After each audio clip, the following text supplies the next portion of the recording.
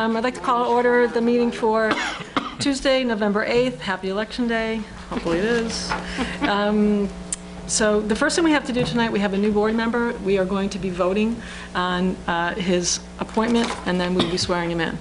So can I have a motion to approve Tim Bear as an appointed member of the Board of Education up until the next election date? So moved. And a second? Second. And all those in favor? All right. So Janine will do the swearing in, and It's your last chance to back out. Repeat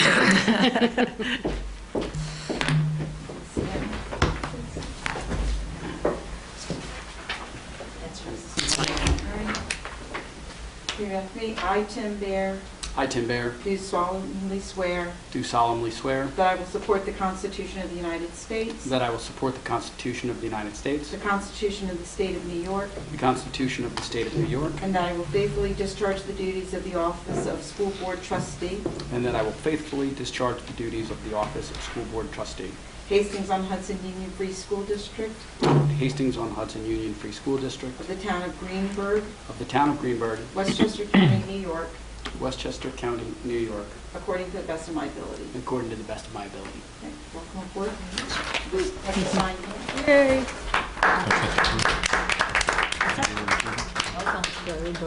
Did you already approve him? Oh. I'll take Burke. Yes, we did. Okay. We did. We got it. I missed that. Oh, okay. Sorry. That's okay. Long day. Welcome. Welcome. Tim. It's official. Okay. Now we'll go into announcements. Do you want to start there? You will. Absolutely. Thank you. And good evening, everybody. Thanks for being here. There's a few things I'd like to share with you and the public. The first, I'd like to talk a little bit about our Veterans Day celebration. I want to shout out to Lisa for all her organization and work behind the scenes and pulling this off and getting this together. It was an absolute fabulous day for our students, for our staff, and hopefully for the veterans as well. At least the comments I heard from them were very positive, and they were happy to be here and work with our kids. So I'm going to see if I can get this to work so you can hear a little bit. But you see some pictures. You see the stage up at Hillside where all the veterans were lined up, and they had little gift bags there waiting for them. Hillside was in the audience. The picture on the bottom is a picture from one of the high school, I believe, history classes where the veterans visited as well. And then this, if I can get this to work, you can see what part of what our students did.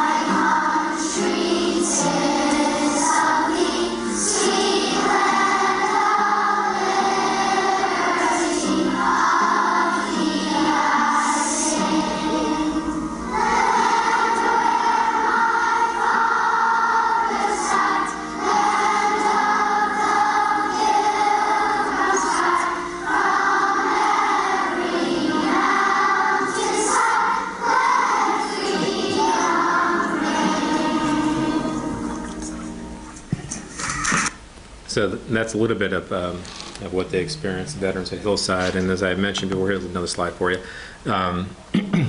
The veterans at the middle and high school went into classrooms and shared their experiences with the students and had a good time. But I thought this was kind of nice too. You can see here at Hillside, as one of their traditions, they did a clap out of all the veterans as they went through. And I thought that was just a terrific way to thank them and send them off with a positive message.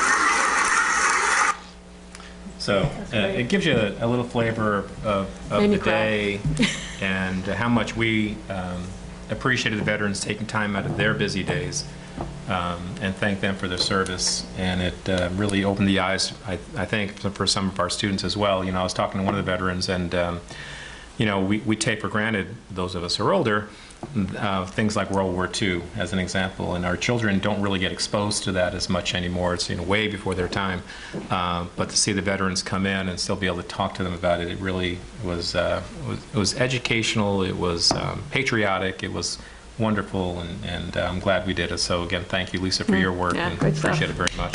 Yeah. Thank you. I just want to throw out a few more thank yous, if you don't mind. Sure. This was a PTSA project, had the full support of the PTSA. Barbara Kennedy could not have done this without her. She's a mom at Farragut, and she just was, a critical partner in this.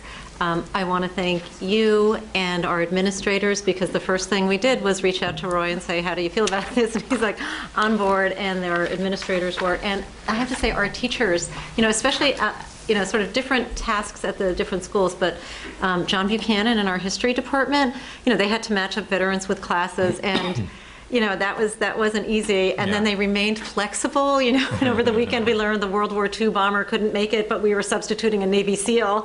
That all worked well. And at Hillside, you could tell there was input from classroom teachers, from art teachers, from music teachers. And my highest compliments to Amy, because a 15-minute assembly that runs beautifully without a glitch doesn't happen without a tremendous amount of work. So we really just are so grateful for the day. And it was a pilot, and we hope to do it. And Yeah, it was a just great one day. last really cool thing, our Yeah. vets ranged from age 32 to 92, and our 92-year-old was a Hastings High School grad. Wow. Oh, I shouldn't say not grad, because he left for the war. But I told him Yeah. there's a provision in the law to get him a diploma We can if he do would that, like. absolutely. Yeah, but that was great. We have done that before. Yes, absolutely. Yeah, no, Yeah. I mentioned it to him. So. Great day. That's great, yeah. It was actually absolutely a great day. This is for you. It's for Tim. He doesn't have a computer set up. It's Okay. an agenda All right. for him to follow.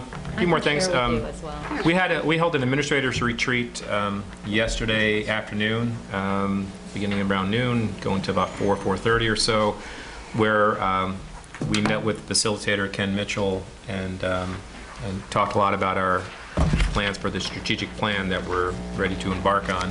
I know you'll talk more about that later on. Doug will have some comments about it, I believe, later on in the agenda. But we had a really good afternoon with the administrative team. Talked about the seriousness of the work and the amount of work that's going to have to be done moving forward. And they were all very much engaged and into the process. And it was interesting looking around the room how many non-tenured administrators we actually have there in the room. It was fascinating to see. But it was a great day, and I think everybody's charged up and ready to go. And hopefully some good work will come out of that. Today, as part of the Superintendent Conference Day, we had our Border Crossers workshop held in the library. I believe we had about 80 faculty members who signed up to attend the workshop facilitated by the group. And I have to tell you, it was a really interesting day. I was in and out, so I didn't get the full experience, unfortunately. But at the end of the morning session, people, they had a comment about what they were feeling, and a lot of people were just spent. It was an intense morning, talking about race and racism and impact in the classroom, and how do you feel about talking about that in the classroom with children and such. And I give our Race Matters Committee just a lot of credit for pulling this together and bringing it into our school, and then really very impressed with our staff members who signed up to be part of this and feel it is such an important topic for us to address in our schools with our children. And they spent the full day there, and it was really intense and important, and really good work came out of that. So thank you to those who made that possible. So will we do more work with them? We will, yeah, absolutely. There'll be some follow-up work as well. I heard a story on NPR just a week or so ago, where all about that program. Oh, is They that were right? interviewing Uh-huh. people Yeah, from they it. had Did you hear it? Yeah. Furtick went into the actual training down in the city. Right. Okay. But I think it was the same thing that our teachers Yes. had gone to. Yeah. Yeah. so. Good. Yeah, it was, they could only fit 79 or 80 faculty members. That's why we limited it to that amount, It's still good. which was terrific, and we hope to do more of that to get more faculty members involved. The other parts of the other faculty members who were not in attendance of that were doing some other activities such as curriculum planning, unit planning, and Hillside. We had a Z-Space trainer in to work with some of our science and math department to connect that. There were a lot of activities going on, but this was one of the highlights of the day. That's great. I know you know by now, but just so I want to make sure you know again that our soccer team again is making to the state semifinals. They beat Carl Place 4-0 in the regional final, so the regional title again, second year in a row. And this coming Saturday, they play at Middletown High School against Ichabod Crane at 1:45, and hopefully that's the level they lost at last year. Hopefully they'll get further this year and be able to play in the final on Sunday for the state title. So we wish them well and congratulate them on such an outstanding season. Back-to-back games. That's tough, yeah. Yeah. Because they're tough games, You know, yeah. shout out to Mr. Theodore, I think, for some good parenting of a goaltender. His son told me he had nothing to do with it.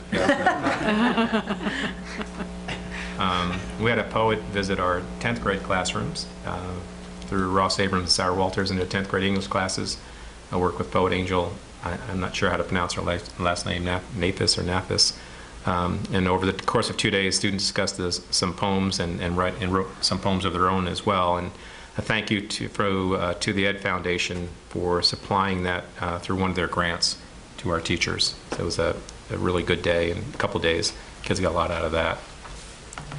And the reason you got those gifts in front of you is because of School Board Recognition Week, and I just want to take a moment to personally thank you all for being so giving of your time and supporting the work that we do in our schools. I know it's not easy sometimes for you. You're out away from your families oftentimes, and not always thanked for what you do, I'll say.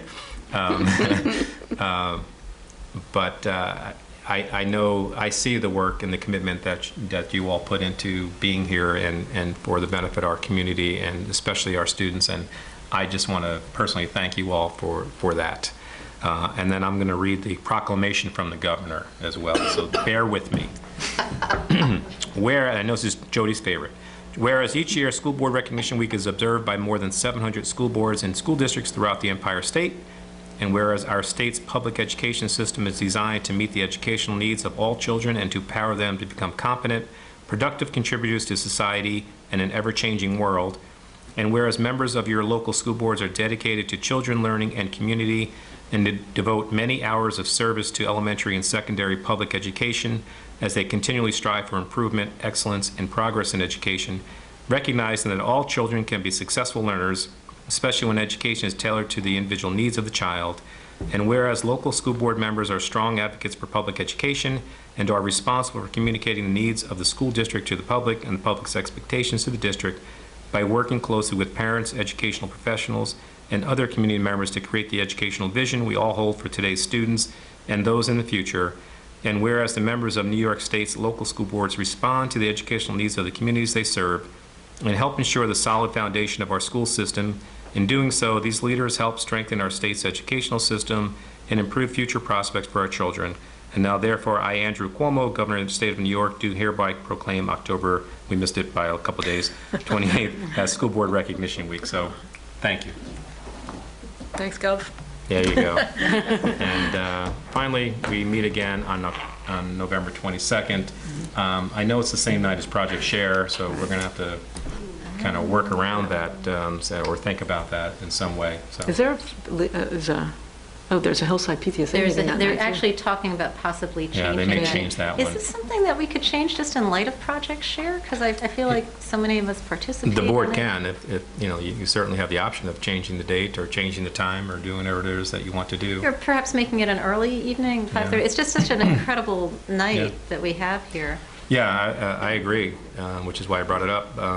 But perhaps you can think if it's possible for people to come early. I don't know what's possible, but it's something I'd recommend that we think about. We'll have to think quick. Yeah. Roy, can I also just mention that this weekend, the fourth grade musical was Friday and Saturday? Oh, yes, thank you. Sorry. Which I unfortunately did not get to attend, but I was at the other wonderful event that happened this weekend, which was the Harvest Moon Ball. Right. It was Did you just... go down? She was rocking the dance. I won Donna won a trophy. And there was tough competition, I have to say. I can't quite get rid of them. You have that video, Roy? You can show us. I should have Had a video taken a of Donna. video of Donna dancing, and I apologize for not having We that won the available. swing trophy. I love it. Wow, look at you. But the kids were just, I mean, Those dance lessons have really paid they off. are paying off, so thank you all for letting me attend them. But the kids were just great. They really were. Mr. Jernigan and the jazz band and the Madrigals also. Mr. Riss and the Madrigals sang several songs, and it was really a lovely great. evening. Great, thank you, It Donna. was a real high point. Yep. Okay, Okay, the next one? so we're going to do the presentation on tri-states, right? Yeah. So I think Jeremy is? Yeah, Jeremy's here, just as he's setting up and getting ready. Okay, good. As you know, I believe you know, that we do have our Tri-States visiting team coming in next week, Wednesday, Thursday, Friday. The staff, along with Jeremy, who's been facilitating the visit, we've been focused on student engagement and what that looks like in our classrooms, what that feels like in our classrooms, how we define student engagement here. And we've asked the visiting team this year to do an ethnographic type study where they're collecting data for us, so we can then, see if what they're seeing matches up with what we want and what we see and what we want to do. So with that, I'll turn it over to Jeremy. Thank you very much. So I'll apologize in advance. I'm going to go quickly through a lot of these slides. This is actually going to be an overview of what's going to be a much more detailed presentation that'll be provided to the visitation team. So one, I know you guys want to get home, and two, I'm not sure how long my voice is going to last. So as Dr. Martesano had mentioned, this has been 6 months or so in the planning for this, at least on my part, longer for the district as a whole. But really, we changed it up a lot this year. As opposed to looking at an individual discipline or content area, we made the decision to approach this as a district as a whole, where they'll be looking at student engagement across all buildings, all disciplines. And I think it's proved to be a great opportunity for us to sort of collectively get behind one effort. So just a little bit about... Is it working? Well, did once. I'm going to hit. Yeah, sure. You should come up with a sign. You hit right. Right arrow. What's that? Go right, the other way. Uh-oh. Previous? Next? Next. There we go. All right, next. Next. It's not going to make you do it every time, is it? I don't know, it's going to be awful. So a little bit about Tri-States. There's a 3-year renewal process. They call themselves Critical Friends. There'll be a group of administrators and teachers from across really the tri-state region that'll be come here. They sign up for different visitations. Really at the end, they're looking to address what our essential questions are, and they'll provide us a written report that both focuses on our strengths as well as recommendations for growth. And this cycle always ends with accreditation, which is actually provided through Middle States, in which Tri-State is affiliated with. So, go ahead. So I really can't take any credit for anything that we talk about tonight. If it's not mentioning the steering committee, we meet often, and certainly they've been integral throughout this process. So just wanted to recognize those involved. Okay. So as a group, we came up with 3 essential questions that we wanted the visitation team to look at. The first question deals with the degree to which students within Hastings on Hudson School District demonstrate that they're engaged within the learning process. Okay. So this isn't really something new for us. It was really something that we thought we've done a lot of work around and something that people could rally behind. So our focus for years has been around problem-based learning. It's been a focus of our administrative walkthroughs. The Learner Active Technology-Infused Classroom is all about this student engagement. We talk about student-centered instruction and student empowerment and providing students voice. We write units around curriculum around authentic learning experiences and find ways to meaningfully integrate technology and address the whole child in terms of emotional learning, and mindfulness. Okay. So as a group, we did a lot of research. That group consists of both administrators and teachers, but we took every opportunity possible to spread the word, our work back out to all classroom teachers, all administrators, and actually getting students' voice in as well. We talked about things like looking at the definition of what student engagement is, talking about types of engagement, and certainly reviewed many articles. Some examples of the articles that we reviewed as a group were the difference between compliance and engagement, articles that focused on student voice, where they were interviewing students and asking students when they were, what were indicators of them being engaged, articles on personalized learning, and actually reviewed some national survey data. Danielson's framework for teaching is what we use for our classroom observations and our walkthroughs, and we focused specifically on the domains dealing with engagement, and obviously we've talked a lot about Laddie and some of the research around that and student engagement. So it was meant not to be something new. This wasn't a new initiative, something that we were taking on, but instead something that we collectively believed in, and it was what we wanted to focus on. So we talked about many different types of engagement through some of our research: intellectual, emotional, behavioral, physical, social, and cultural. It's an awful lot for us to look at all at once. So our next step was really we needed to find a way to narrow our focus, to find something that we thought was manageable. So we looked for things that we thought would be observable traits. When the visitation comes here, part of what they're going to do is visiting classrooms. When they walk into a classroom, we're going to ask them to take a look and see to what degree they think students are engaged within whatever that content is.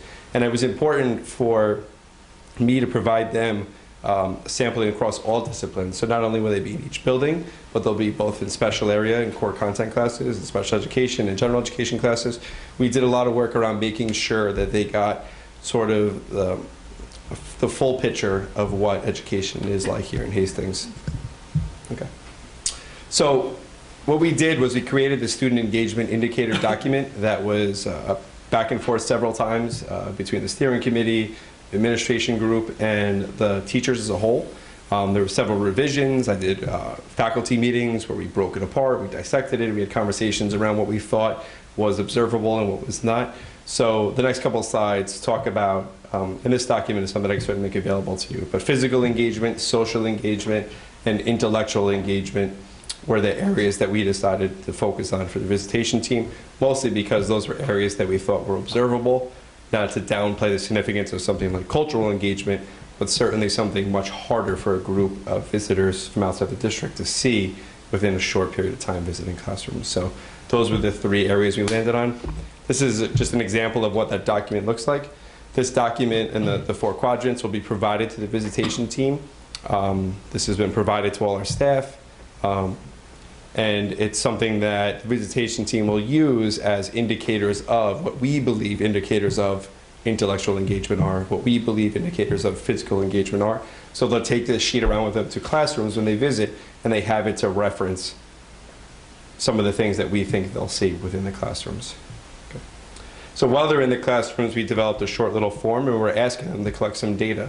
There's no names, there's no class numbers, we're not even asking buildings, simply to what degree do you find students to be physically engaged within this classroom. And I think it'll be really interesting data for us to look at the conclusion of the visitation.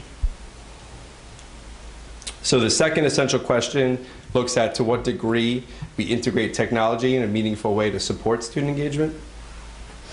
So this comes with a caveat, and part of my job during that initial presentation is to make sure the visitation team understands our expectation is not that technology will be used in every classroom they walk in.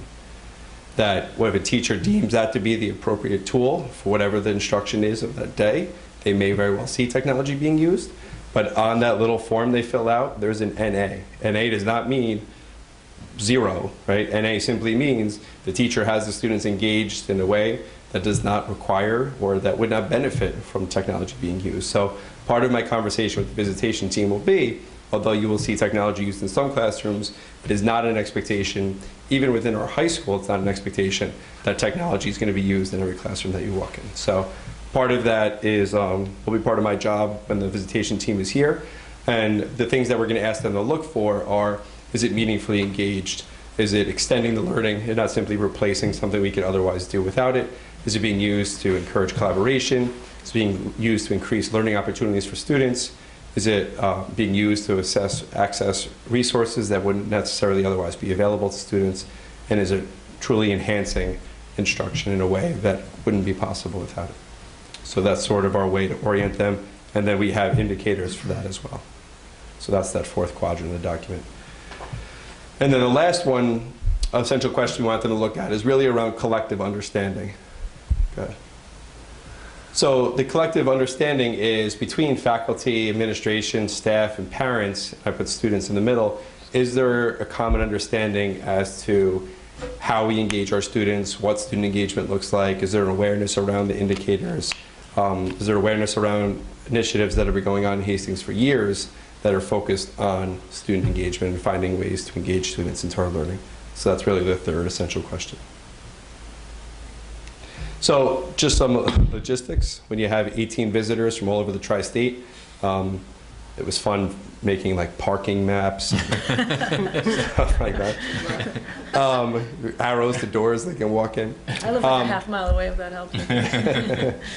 But I got to say that I really pushed the members of the Tri-State Consortium, the leaders of it, to think about how we collect evidence and how we present what we think happens in Hastings in a different way. You can go to the next one.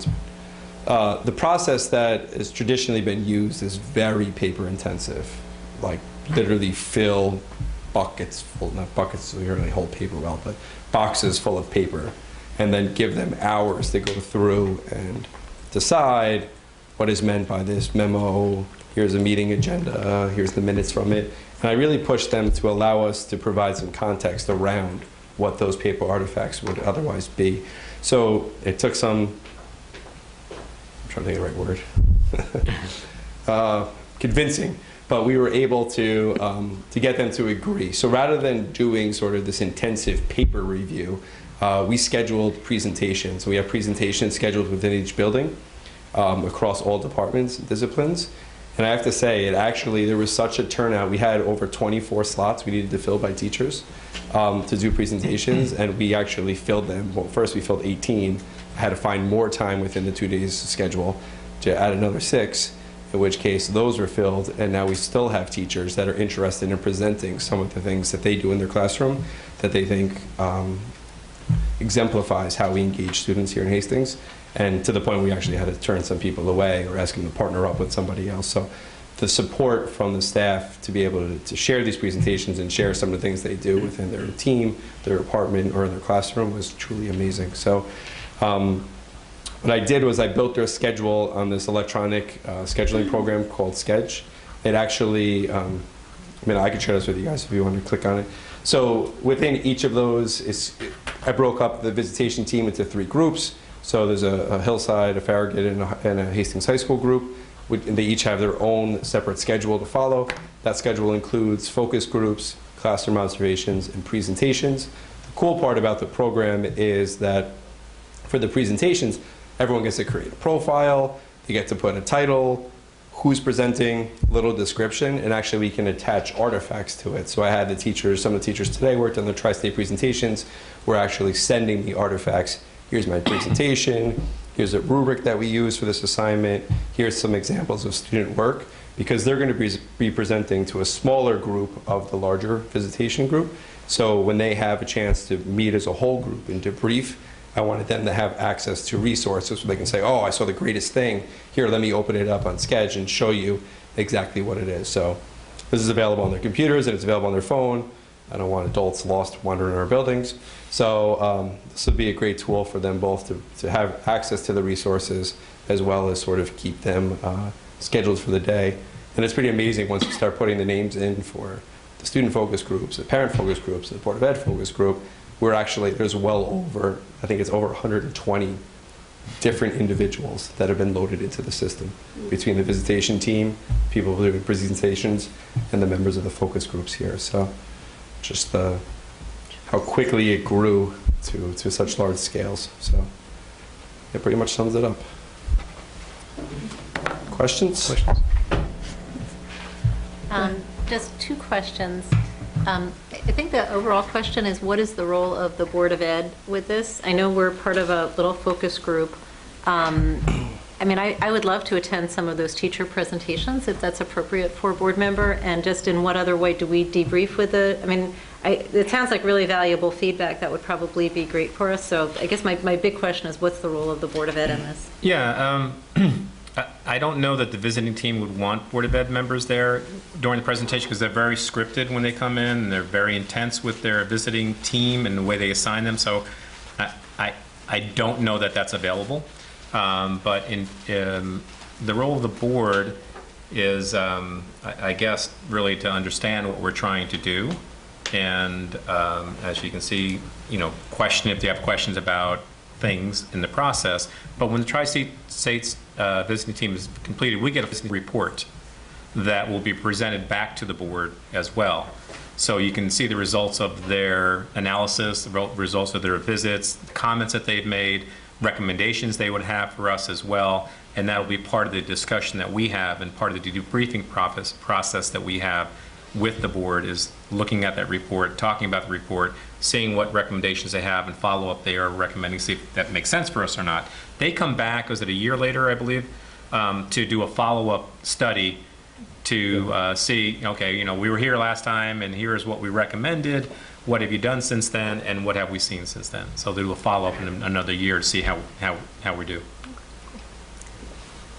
I think my memory is that historically that I don't think we've ever been involved in terms of being present during it, but it's a great opportunity for the school, and of course we hear all the information. If we can be open to what they have to say to get really good, I mean, it takes a huge amount of work on your part to organize, but we do get back some really good feedback about. And I will say that we'll certainly give board access to the schedule, so then when you click on it, you can see the presentation that's going to be presented and some of the information that's behind that, and that if there's an interest or a question, I have no problem if you want to have someone come in, a teacher who's doing the presentation, to do a sample presentation for the board. If there's an interest area, that might be another way to give you some more information on that. So what may be easiest is if you want to share the link I sent you for this presentation. Yeah. Because there's shortcuts within the presentation that takes you both to the indicator document that we created with the 4 quadrants, as well as the scheduling site. Yeah. It's public, so once you're on the site, you'd be able to see the detail behind it. My goal in the next couple of days is to attach those artifacts. Teachers dedicated some time today to work on those, sending me electronic artifacts, so within the next couple of days you'll see some of those added along with the presentations. But right now the titles, the presenters, and the descriptions of the presentations are all already on the site, and we've already done outreach to the visitation team so they're aware, so this won't be new to them when they come in. So I missed the BOE focus group part. Was that something, maybe I just missed an email or something? We needed 3 board members, right? yeah. I think it's me and Lisa and... Gab, Lisa, and I thought Donna was going. Donna, yeah. If we can have, if you would like No, to I was attend, just you're more than, I curious. think we can It was have the a first time board. hearing of it, Yeah, it's so. next We're just trying to see who's Thursday available because it's during the day. Yeah. I think But it's 9 o'clock on the 17th. if you'd like to attend, you're more than welcome. No, I can't. I won't be here. Yeah. But Yeah, Okay. I was just curious. Yeah. So that's and what's the focus of that? Just to get further input from. I believe the visiting team members will speak to board members about this whole not the process itself, but student engagement and initiatives and things, programs that we have that support that and what we're doing with that. So just to get feedback. Okay. Well, I hope all this hard work really pays off for us, so. I do want to thank Jeremy. He really has worked quite hard on this. I mean, it was thrown at him when he first started here as one of his first big projects, because as you remember, we were kind of delayed with the last Tri-States review because of the transition in the director of curriculum spot. And Jeremy picked that up and worked with the steering committee, who has done a great deal of work, and you can see the support that teachers have given him in their presentations, and putting this together was a great deal of work, so thank you. Right. And truly, I did the organizing, but really the teachers' willingness to lend a hand and volunteer to participate, and the administrators helping out to fill the focus groups and everything, it's truly been a collective effort, so thank you. Great. Okay. All right. So the next portion of the meeting is a Slate plans? public comment. Thanks. So if you want to hop up, if you can just give us your name and address. My name is Ralph Santoni. I live at 33 Hillside Avenue. And I'm here tonight, I have a letter to kind of present to the board. It's just really simple. We wanted to see if there's any way we could get the press box moved. It's right behind our house. We live right against the field. We're used to, a lot of trade-offs with that. We love it there. It's amazing. We have a couple of kids here in high school, middle school. And, it's been really great. We love the new field as well. This is really wonderful. But we weren't expecting that big structure right behind our house. And it kind of blocks part of the view, and more importantly, during game days, it's very loud. Now, we're used to the announcers and the bands, and we actually love that. We go down and watch the games. But now with those new speakers, I don't know what the volume levels exactly are, but they're really, really loud. They kind of shake the windows. So I'm just here to kind of, just us, just to kind of ask if there's any way that we could get that moved. So I have the letter here, basically summarizing this. If I could do it. That'd be great. Thank you for your time. Thanks. Yeah, thank you for coming. Okay, it's the same letter for all this, so. All right. So, yeah, I think what we'll have to do is we'll have to take a look at the letter, see what the possibilities are, and then we'll come back to you. Excellent. Okay? Thank you very much. All right, thanks for coming. Hi, Mayor, can I just say something? Absolutely, yeah. I'm Naomi Santoni. I also live at 33 Hillside. And I also want to say that when they were doing the field, we were never told that this press box was going to be built directly behind our house. And I just have to say that during games, there are people on top of the press box. The loudspeakers are unbelievably loud, and they're blaring music before and after games. And the school, I don't know who he is, the person from physical education, he did take care of it, but before, when they first put up the press box, kids were climbing up and down the press box, and I told them, and they did put some metal on the ladder, so they're not doing that anymore, which is great.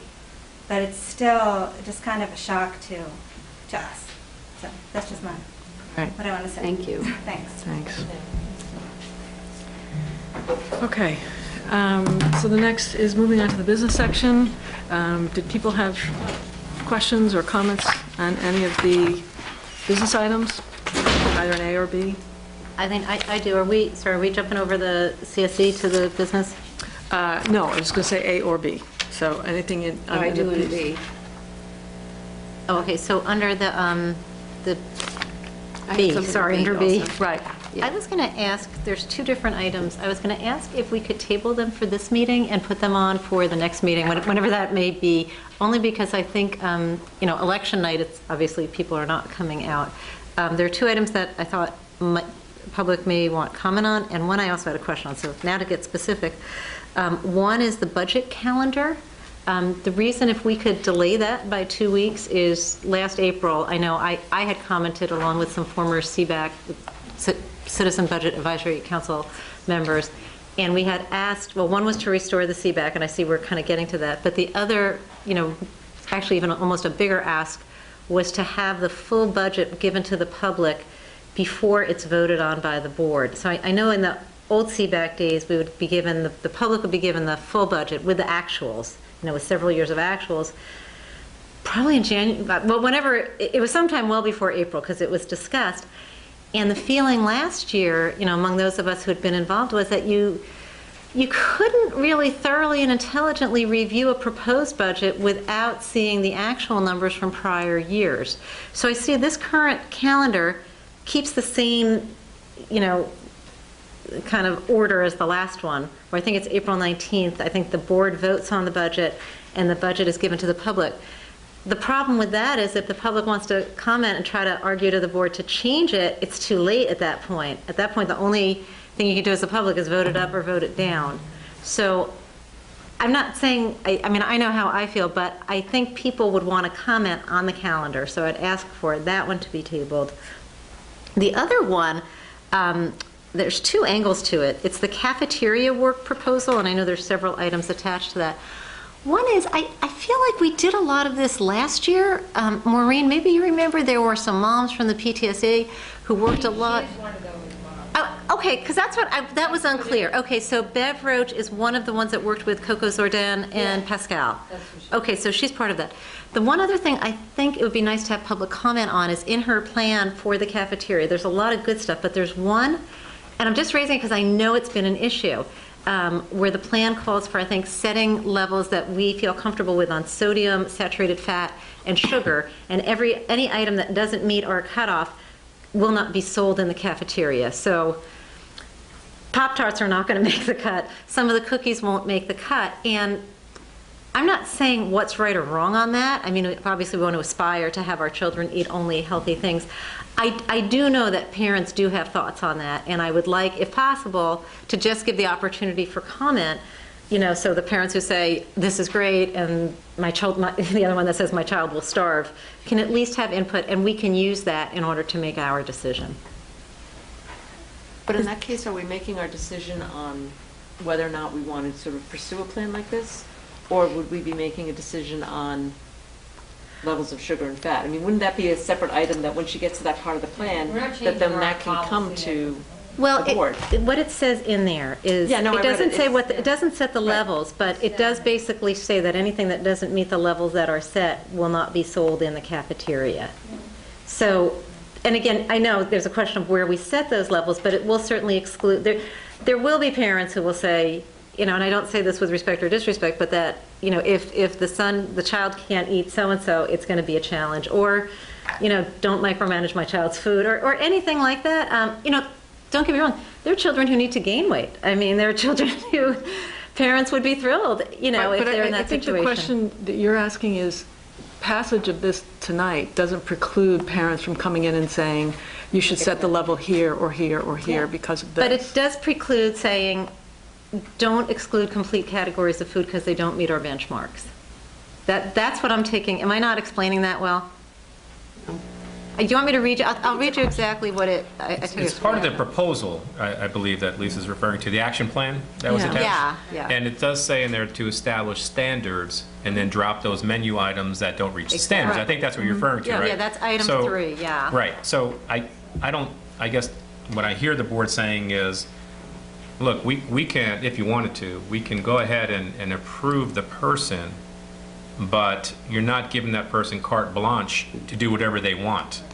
You are, you know, I don't think it's, the intent is anyway to do that. It's to come back perhaps with recommendations that you can either adopt or not. And I actually didn't include the action plan at first because I had a conversation with her saying that, remember, Jean, you had asked me for it. She had put that together, but that wasn't 100% what was agreed to. Oh, okay, because maybe I'm confused. That's why it wasn't included. We were voting on the action plan as well. Really just the proposal. I mean, I think obviously she wanted to give some background in what was, you know, discussed, and I think she definitely gets a sense of where we're trying to improve, like low-lying fruit and things we can improve, but certainly we're not going to change our policy, and she's not going to come in and say, you know, we're not selling this. That I think she put this together to give us a, you know, some sort of a framework. But initially, I hadn't included this in the board packet. I only included her financial proposal. And you know what? Then Janine said there was an attachment that somebody said was missing, and you know what? I did forward it to her, but the reason I hadn't originally given it to her was because as I read it, I was concerned about, you know, I think she wanted to frame her work, but we weren't in agreement to all of that. Okay, no, that's fine, because the way it looked in the enclosures, it looked like we were going to be voting on that as well. So if what we're voting on is to hire her at $50 an hour for whatever, several days a week, and then any plan she comes up with is subject to, you know, community input, if it's a radical change like that, and our approval, or administrator approval? Well, I think the Health and Wellness Committee probably look at that. And plus, you know, I also think, and Jody would heard this as well, there's a student voice in there as well that we heard at the last liaison meeting with the students. And one of the things they said was, you know, why are all the cookies gone? You know, believe me, I heard that, but I don't know. No, we added them back. No, I know at the time though. But I'm saying, you know, that feedback went back to the cafeteria, and we got the cookies back. But Which makes me and Judy have my point is the students have a voice in that too, and I'd like to include that when we finally make the decision. That's perfect. Perfect. Okay. Okay, so we don't have to table that one, and then it's just the CBAC one that I think there would be feedback. We on do it. present the full budget. I mean, in terms of the budget document, we certainly can give it out to the public earlier in February, obviously in draft. You mean back because in it's proposed? prepared. No, I'm Yes. saying the budget is prepared in full by that point, right? Lori? I mean, it could be marked Board draft, meetings subject where to we change, of course, all that. But that at least I think would allow for more meaningful. But we do input. have budget meetings where we talk about, Roy board presents meetings. the budget And we in also February. have the CBAC meetings where we'll talk about it. There were no I'm not CBAC, there haven't been I'm not CBAC sure for that 2 the years. public Well, we've document- already started to schedule them. But it's going to be a different CBAC? It's not going to be, I mean, actually, that was one of my questions, is I see CBAC on there, what is our vision of CBAC? Maureen, I'm not sure that the public documents we had out before we got to approving the proposed budget had the actuals in them. We But can that's put the correct. The actual past few prior years, year, that's but we correct. can't put in We the need to figure out estimated end year right. for this year. We know that we have a certain schedule we have to run by to Right. get this done, because there's all sorts of constraints on us that are imposed by the state, by Right, BOCES and exactly. so forth. So I think it's really just saying, as soon as possible, can we put actuals Yeah. into the documents we release?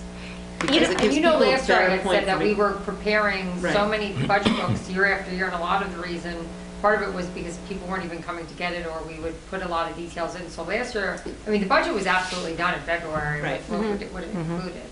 Yeah, but it was not made available to the public till, I think about a half hour before the board vote. So that would be great. If that could be, say at least a few weeks before the board votes on it, and it can be online, it doesn't have to be paper, unless somebody requests paper. I mean, that's just how you want the materials made available, but I don't think it changes the calendar. It does say, no, it is on the calendar. It is the budget available to the public, says April 19th, so we'd have to Exactly. revise Oh, that. so we would need to change So why don't we that. just modify the We wording can do on that. there? Sure, that's fine. Because that, I think, would make it, Yeah, just that may like, just have been, can you tell me how we would modify it? Well, you can, my recommendation If we're going to would- vote on it, I would just be want the exact to language. suggest that the draft budget is available to the public, whatever date we That's right, set yeah. earlier. I would prefer it to be after the March 14th date when I present the proposed budget to the board. So right after that, we can make a draft budget available to the public, and then keep the April 19th word in there, and the approved budget available to the public. Because one is a draft, because it's not approved by the board yet, and the other one is an approved board, No, it's adopted. adopted board, I'm sorry, not approved, adopted budget. So maybe you could make on March 31st, first legal notification to public, documents available, Yeah, draft budget available. draft Or budget even, available. honestly, if it could be, Roy, if the March 14th is a possibility at the end of that meeting or whatever to make it available, just because, it's a dense document, more opportunities for people to have questions is healthy. At the end of that week, My at the concern beginning of the is next on the week, 'cause we might make 14th, changes. is if there's any changes made What that about the night, following week? I'd rather have a few days to make those changes. Okay. That's So why so maybe the following week. then. that's and then all. it can be online. Maybe the That's following available. Okay. Yeah, I think the And following this week is is like full fine. budget with actuals and all Maureen, when that. do we typically get notification of what state aid we're going to have? When in this process do we Gotta get that? be by the end of March. End of March, yeah. So that's by the end of March. So we know we've always got things coming in then as Right. they tell us what. Right. So it's still obviously being draft at that point. And so, yeah, I think Finalized by it- the April 19th. If we do that, and obviously we do that when I present the proposed budget, but, and to make it available to the public perhaps the following week in draft form, we put some disclaimers in there that these are, the state aid figures are estimated, they're Right. not final, things like that, so people understand that changes could happen. No, that would be great. If we could do that the week after you're presenting the proposed budget, I think that would make everybody happy. Okay. Thank you, that's great. So would we be able to, we can vote, we obviously have the changes, we'll just add those changes and we'll vote on it. What's up as to you changed. guys, if you want, Yeah. can we vote on it tonight with those Yes. changes made? Or do you still want to hold it off? Oh, no, let's I just- think that's fine then, Okay. yeah. Okay, the other thing, though, One more is... thing. Oh, go ahead. So, what? No, go ahead. Was it, because we have called something a Citizens Budget Advisory Committee in the past, this one is not taking the same shape in terms of what we were thinking about.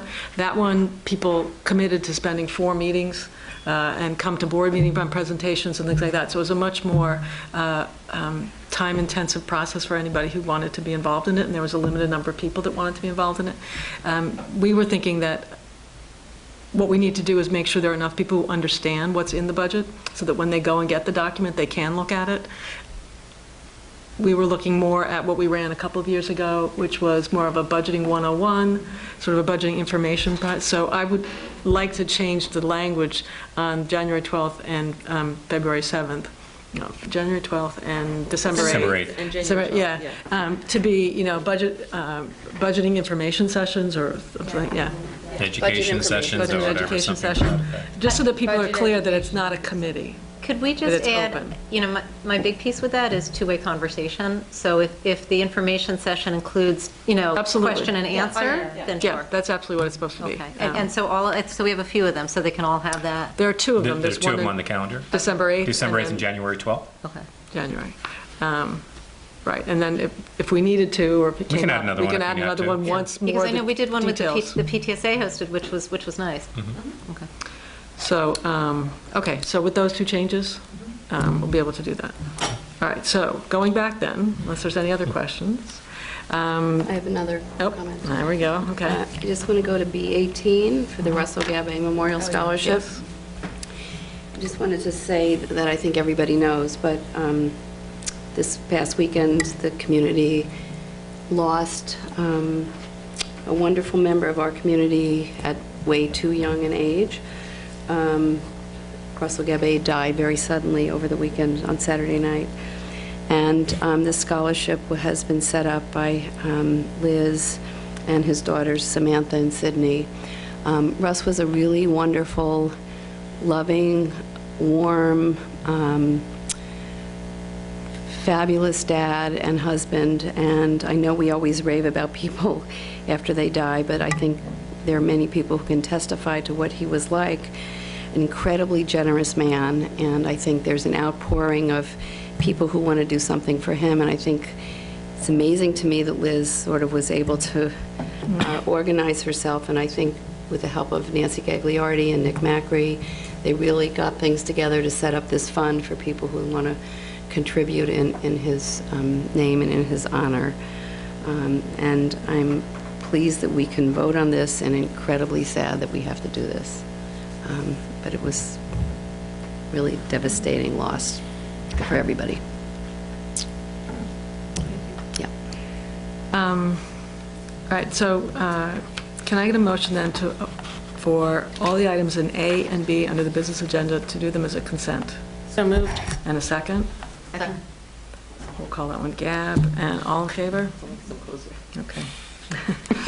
All right, moving on to personnel, questions on any appointments or, wow, it goes on forever. We'll do the appointments first, there are 19 of them, so let's take that chunk. I actually have, are we doing, well, I'm not sure where this Oh, we've got 1 through 12 for the Appointments. appointments, Yeah. and then the Schedule Bs are 19 of those, so I was going to take them all. Oh, no, I think my question comes up later. Okay? Actually, sorry, where, I'm getting lost a little. There's one where I may have a conflict, and I just wanted to point it out, and I'm not sure where we listed her.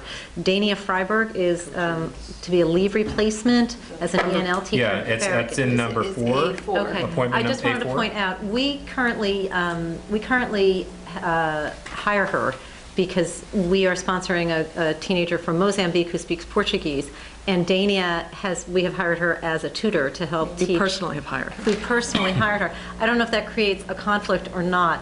I just wanted to put it out there just in case. Yeah, you probably shouldn't vote on that, just that one. That's why I wanted Yeah. to put it out there. Maybe Okay. pull out number 4. Okay. Yep, that's fine.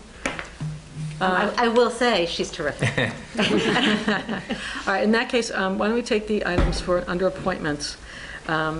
Just the first set of items, 1 through 3, and then 5 through 12, and 4 we will pull out for a separate vote. But the others I'd like to motion on consent. So moved. And a second? Second. And all those in favor? And then on item number 4, can I have a motion to approve? So moved. And a second? Second. And all those in favor? And all those abstaining? It's not an abstain, I think it's a recusal. I don't know what it is, whatever the right It's a word is when non-vote, somebody is has a what we're potential That's what we conflict. talked about. Yeah. Right, so if she can be a non-vote? I mean, we can look up in Robert's find rules out. and see Yeah, what the find right out, yeah. term I think is. it's a no vote. I think it's good. Okay. The Schedule B appointments, 19 of them. Can I get a motion to approve as a consent? So moved. And a second? Second. And all those in favor? Okay. All right, we have a much shorter list of resignations and leaves of absence. Can I get a motion on both B and C then? So moved. And a second? Second? And all those in favor? Okay. All right, we have minutes from our last regular meeting, and then also the special meeting we had on November 1st. Any comments or questions people had on those? Okay, then can I get a motion to approve both those meetings, minutes? So And a second? Second. All those in favor? Okay. Committee reports. Policy is the only thing on here. Goes on and on. Okay, Donna. Why don't I table policy until we're going through the policies that are on themselves? first read? That's fine. Because there's also the student board liaison, and there was also an theater arts committee meeting. Oh, okay. You want to jump to those? Sure. Okay. Let's see. Jody and I attended the first student board liaison meeting of the year. It was on Friday, October 24th, and it was sort of all the kids introduced themselves. There was a conversation about the new senior welcome that they did this year, and sort of getting feedback from the kids and also from Lou.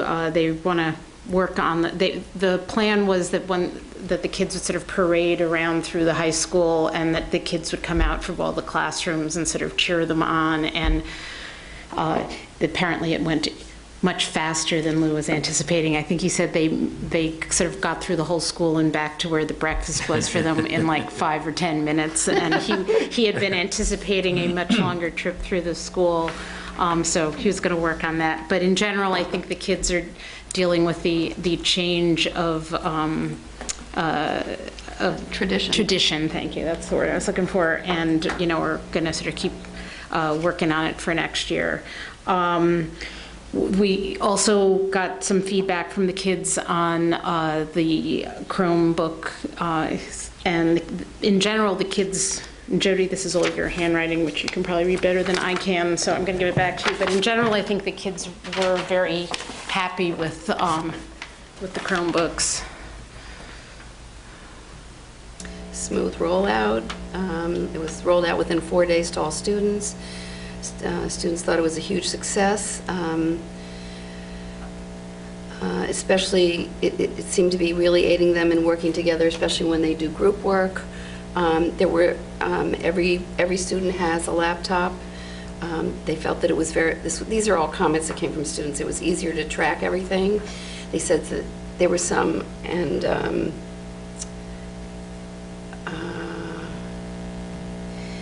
then the students gave some, listed some of the problems that they were having with it, which I thought was sort of very helpful. They talked about that some of the teachers, it was more inconsistent. Not all the teachers were as consistent with using the Chromebooks. Some were better than others. In terms of like posting all the homework through it, Right. so that, that they said for the teachers that do, it's really, really helpful for them that they can access all their homework that way. And for the ones that don't, it's harder, obviously. Right, and Lou mentioned that there are resources for teachers available to help them learn, and to help them learn with Google Classroom. There were other criticisms that kids, problems that kids raised. One was about the web filter slowing down performance, but Roy pointed out that that was true for everybody in the building who were using computers. When they used them, that also slowed down performance, and some issues with changing passwords. I think that there were some glitches that the kids were good about pointing out, but overall, they were really pretty positive about it. They felt it was really helpful to them. Yeah. And really liked, And not really positively received. Not every child has taken one, because some of them have their own laptops or other devices that they use instead.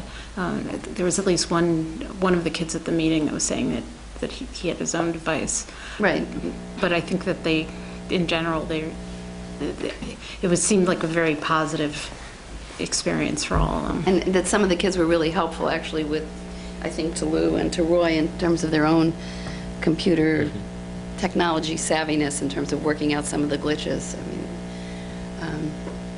yeah. It came up at the high school liaison meeting tonight, and they had problems with printing access. We don't have enough printers, I guess, where things are going on. Teachers would ask kids to print out their own homework, and then, so there's some things like that Lou was trying to work out. I think there's some, certainly concerns on parents' part about how much the access the parents how much computer time is in the classroom, and also I guess that the kids who are pretty good, and all it takes is one smart one to figure out how to bypass all the filters. So there's some questions like that, and one parent was saying that she finds her child, it's always open when they're at home all night long. And is that really because they're doing homework or because they're doing something else on and again, if you're a parent who really wants to control the amount of screen time or control the amount of social media time, I think it makes it a little bit more of a challenge because you really have to sort of be watching on a pretty small screen what they're doing. So there's some concerns, I think, on parents. One of the things that Lou was talking about was that dropping in and making sure, sort of visiting classrooms and watching to see how much that it's not being overused, as a technology. So, and we're also preparing a survey for our students and our staff on the Chromebook rollout to get a sense of how they're being used. We're going to do some kind of snapshots in time. So go into a classroom and just have a student fill out a very simple Google form, to say, are you using it? How are you using it? Are you engaged? Those kind of things, or the observer. We haven't quite ironed that out yet. But we're trying to get some data back to begin to respond to some of those questions about how much screen time is being used during the day, and how is it being used? Is it used to enhance the instruction and the learning? Because that's our intent. It's not to put kids on computers to learn.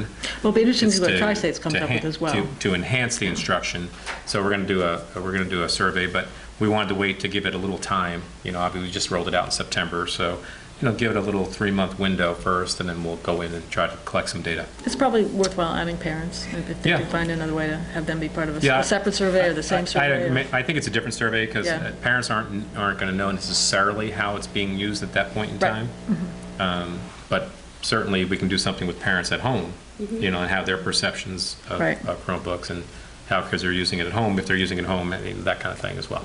Wasn't there also some issue about parents being concerned that they didn't have the same access that they had before? That was something That's Google Classroom. Yeah. With Google Classroom. Yeah. Parents don't have access to, unless they get their child's password, which, their child can certainly give it to them, that they can't get on the account to see what their homework assignments are and things like that. And some board members some look at it as a positive, some look at it as a negative. Some board members pose the possibility that that might be a positive thing. Yes, some of us. At that meeting. I just have 2 points. One is, and I'm not the technical person, but I've been trying to read, I'm very concerned with data security, as you know. And with Google Classroom, I believe that once kids go off-label, like once one of their smart friends figures out how to get them on the other, I think YouTube or wherever, at that point, Google can collect information. I think as long as you are well within the confines of Google Classrooms and you've made your settings appropriately, Google, either it's pledged it's not going to do anything or it can't. Well, but once they don't go collect a individual farther, data through the Google Classroom. They That's don't. right. They don't collect any individual student data through the Google Classroom as long as you're within our Learn account domain, our the Hastings idea account. that, If they go outside, if we're all Googling about the cool pair of pants we got at Urban Outfitters, and then Google thinks, oh, hey, Urban, I can sell you some information on hotspots for your product. but that's not tracked in Google Classroom. If they're on our network, that doesn't get filtered through. I just think if they're we need off the to- network, they do. But we need to make sure that parents and kids know that once Sure. they're sort of off of that, to know that the data is out there. Right. It's no different when a child's at home on their computer, on searching a Google No, that's account true, or and then the whatever. pop-up comes. Correct. But You it's see it just everywhere good- you It's good have a to get window. it out there. Yeah. The other thing, and this goes to the surveys, and it's a little bit of a bigger thing that may, be an agenda item for later on, and that's our I know we have a policy that's really good. We mentioned it at our policy committee meeting, 4220. It's how we deal with initiatives. And, it talks about when something new, when we're thinking about it, that there's a whole set of procedures to go through, from the teacher to the principal to the superintendent to the board. And it's a proposal, effectively, and it has lots of, you have to have a full review protocol and lots of things to measure how a new initiative is doing. And, it defines initiative in a certain way, but I would like to see us use this, and we have a lot of new things going on. I think these review protocols are critical, especially for Chromebooks, because if you step back, a lot of the money came from the state. So 3 years from now, when these Chromebooks break, and they will, we have to decide as a district, do we want to spend $100,000 to get a whole new set of Chromebooks for the high school? And right now, in our long-term technology plan, we have a one-to-one Chromebook, slated for Farragut starting in the fall. So I think these review protocols are critical. Let me clarify that a little bit, if I could, Lisa, please. First, in terms of the board policy, the superintendent decides what's an initiative. It does say that in there. And that's something that's open for discussion, certainly. I don't know that Chromebooks are a new initiative. Perhaps the one-to-one part of that might be, but Chromebooks certainly are not. And in terms of the middle school and the elementary school with the Chromebooks, we probably could have worded it better other than a one-to-one. We're not intending to provide students with their own personal Chromebook to take home like the high school is doing. The intent of the one-to-one is to have enough Chromebooks for access when they're necessary and the teacher wants to use them in a classroom for a specific purpose. We have carts that have enough for every child in the classroom. So that's what we mean by that one-to-one component at the middle school and high school. Haven't we always had that with laptops? We haven't, no. There were a lot of shared carts. Oh, okay. And so what was happening is that, you'd have to wheel the cart to your room, or the teachers would have to schedule around a cart availability if they wanted to do something, which interferes with the instructional process. So we wanted to have the technology available when they wanted it, when it was appropriate. So that's why we wanted to have enough devices available for each student, because the teachers were requesting that.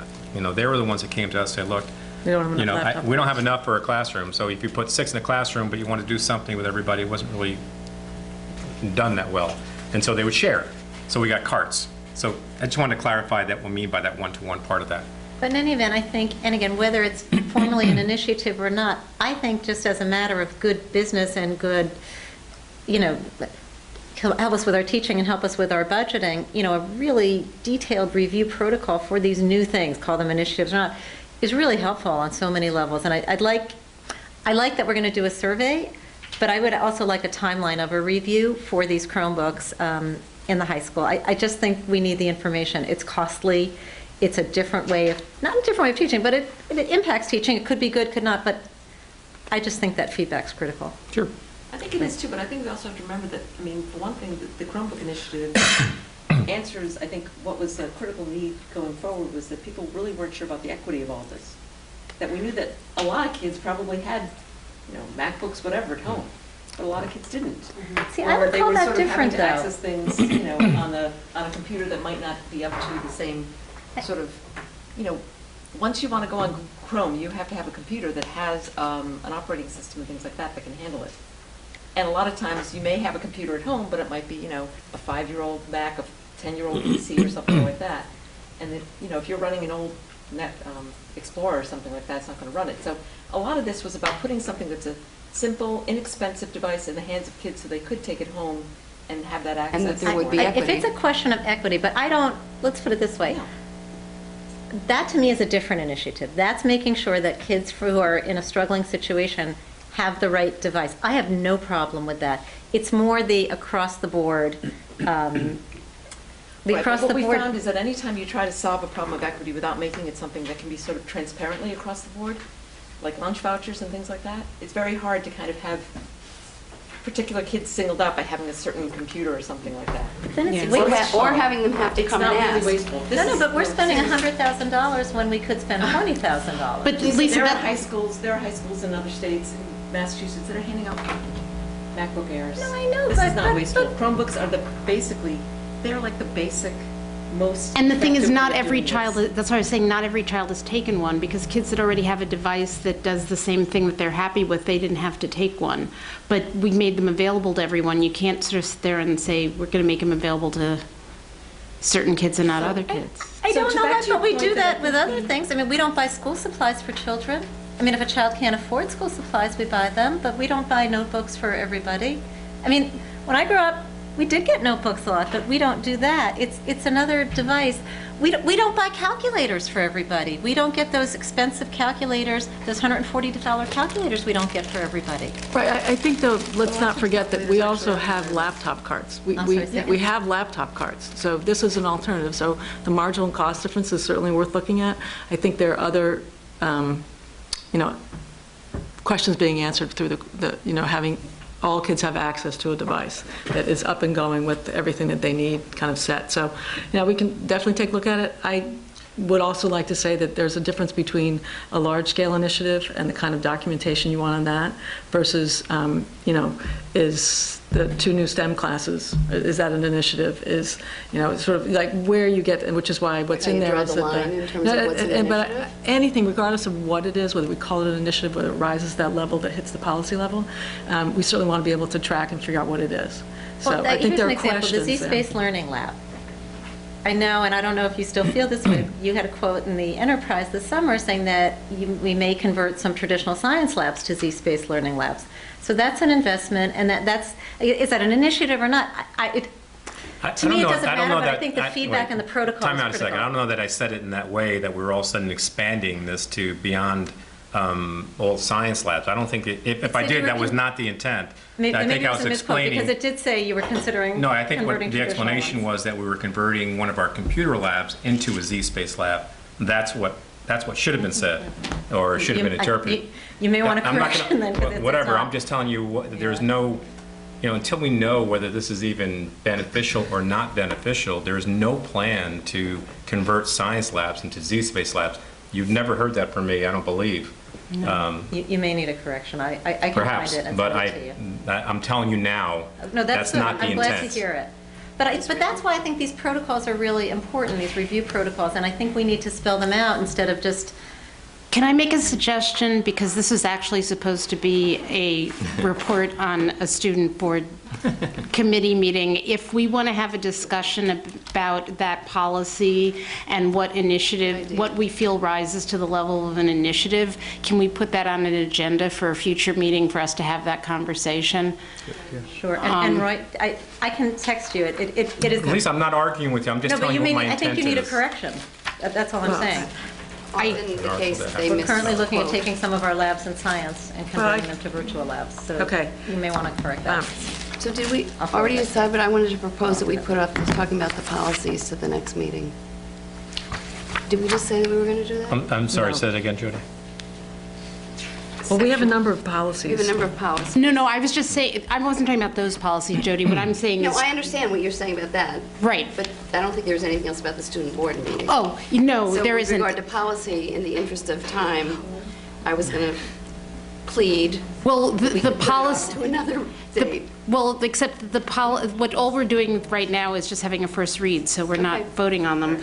But the other meeting that I did have was the Theater Arts Committee had their first meeting of the year on October 25th, and we didn't have a lot of attendance because it turned out the meeting ended up being at a time when most of the directors were directing. But the one thing that we did go through was what the schedule was for the year, and the fourth grade musical was sort of excerpts of songs from Rodgers and Hammerstein. That's what they did this past weekend. It was called Getting to Know You. And then the weekend of November 18th and 19th, the high school play is going to be Almost Maine, which Lori directed the fourth grade, and Rachel's directing the high school play. And then in January, Lori will be directing the 7th and 8th grade musical, although they haven't chosen it yet. And in February, the 5th grade musical will be directed by John Riss, and then in March, the 6th grade musical, John will be directing that one as well. And the 7th and 8th grade 1 acts will be directed by Rachel in March also, and then it ends, the year as always ends with the high school musical in April, and that one isn't selected yet either. So A full entertainment calendar. a full entertainment calendar, exactly. Okay. The next thing that we have to talk about is under old business, the strategic plan. So which one of you wants to, Doug, you want to sum it up, or Gab, or? Sure. Go right ahead. We have, you've all met Ken, who's been helping us with this process. And over the past 2 months, we've put together, maybe even longer now, this 5-page document that you see. And you've seen earlier versions of this. And I think it's fairly self-explanatory. I assume you've all read through that, but essentially just walks through a framing of the strategic planning process. And our intention was to be really upfront and honest about timelines and give people an idea of assumptions that are going into the process. And there's nothing really about the actual plan itself here, but just the plan about the plan. This is the best way of putting it. It's our memorandum of understanding. What's that? It's our MOU. Yeah, it's a meta document. Right. So the idea is that we would get this out to the community probably this week. Hopefully by the end of the week. Yeah. Hopefully by the end of the week. We want to add one thing. So what this doesn't talk about yet is how we're going to just survey some stakeholder groups right out of the gates. And I think that's going to be one of the first questions on people's minds. When can I have a voice in things? So we talked about that, and Roy had put together a quick survey, and we went back and forth, and then Roy has contacted a group called K-12 that does this sort of surveying of stakeholder groups, and they are putting a proposal together. And there is, if that proposal looks good, we're going to include a bit about that in this document as well. So I'll mention one other thing, and then if there's any questions, we can talk about it. All the content in this document's been broken up and also put on a website, which at one point, a few months ago, you all received. You might not have gone back and looked at that yet. As we were putting it together, we had a password on it, and that will be lifted at the end of the week. And the intention there is to create a real two-way dialogue with the community, so create an opportunity for blog posts, opportunity for the community to engage and with us. And I think that we've had some conversations about as soon as you open the door of strategic planning, a lot of people want to get involved. And I think we have to really be thoughtful about creating those opportunities. And I think the website will be one step, in starting to do that. So that's it. 10,000 feet. Didn't get into the substantive stuff in the document, but hopefully you've all read it. And anyone in the audience here who potentially or who may see this later, who has pulled up the documents and the agenda may have read it as well. But I'll leave it at that and see if there's. I don't know if you want to add. So a blast will go out in the next week. Yeah, so we're hoping that as Doug mentioned, the planning document will get blasted out to the community by the end of the week. We're just waiting for some information from K-12 regarding the survey, because the thought is to get people engaged quickly and follow it up with the actual survey. I'm hoping certainly before the end of the month, get a survey out to begin collecting that data from the community as well. So okay. That's our plan, to get it launched. Alrighty. Any questions? We're good? Thank you. All right. Great, thank you. Thanks, so we have a number of first reads. Yeah, I don't really need to say that much about them because in the minutes of our policy committee meeting, there's sort of a little blurb about each one and explains what we were doing. So make sure you read them. Exactly. Just, read the policies if you're not sure why we're changing them, although they all should be redlined for you so you can tell what's different. You can read the minutes of our policy committee meeting. If you have more questions than that, you can email me. And if there's anything that you want to have us edit or change, if you could get that feedback back to me so that we can make those changes before we do the second read and the adoption. And if we don't hear anything to the contrary, Janine, I guess we can put them up for that for the next meeting. Okay. So that's the end of that one. There's no one left in our audience, so we'll go past the public comment. Any other board comments before we adjourn? Wait, are we having executive? Okay, so if they're not, then I would like to have somebody provide a motion to move into executive session for the purpose of reviewing the employment history of a particular individual. So moved. And a second? Second. And all those in favor? Okay, so, and